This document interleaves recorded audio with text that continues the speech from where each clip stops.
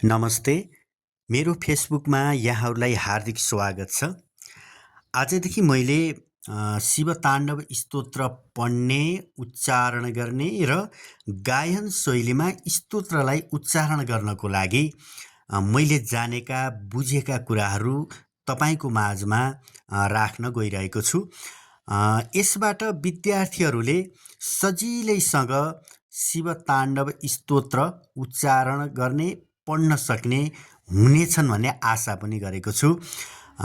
र मलाई फलो गर्नुहोला र अभ्यास गर्नुहोला। एकदम सजिलोसँग यहाँहरूलाई म बताउने प्रयास गर्नेछु। त्योभन्दा अगाडि रावणले शिवताण्डव स्तोत्र किन रचे भन्ने कुरा यहाँको माझ राख्दैछु। कथा अनुसार लङ्काधिपति रावण अत्यन्त शिवभक्त थिए। एकपटक उनले कैलाश पर्वत, जहाँ भगवान शिव र पार्वती बस्नुहुन्थ्यो, त्यो ठाउँमा आफ्नो बल देखाउनको लागि कैलाश पर्वतलाई उचाल्न खोजे। शिवले आफ्नो पाउले पर्वत थिचेपछि रावणको हात पर्वतमुनि अड्कियो।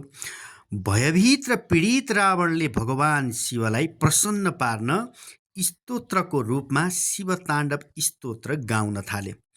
उनको भक्ति र स्वरले शिव प्रसन्न भएर उनलाई मुक्त गरेर रामेश्वर नाम पनि दिए भन्ने कुरा उल्लेख छ।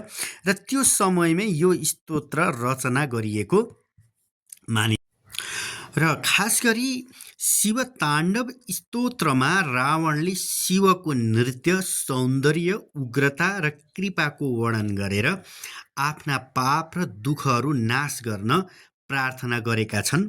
र यो स्तोत्र जप गर्दा चाहिँ आत्मबल वृद्धि हुने, भय र रोग नाश हुने, मनको स्थिरता बढ्ने र शिव कृपा प्राप्त हुने विश्वास पनि रहेको छ। र आउने भिडियोमा मैले शिवताण्डव स्तोत्र कसरी उच्चारण गर्ने सजिलो तरिका लिएर आउनेछु। साथ दिनुहोला र यो भिडियोलाई जति सक्दो सेयर गर्नुहोला है त। धन्यवाद।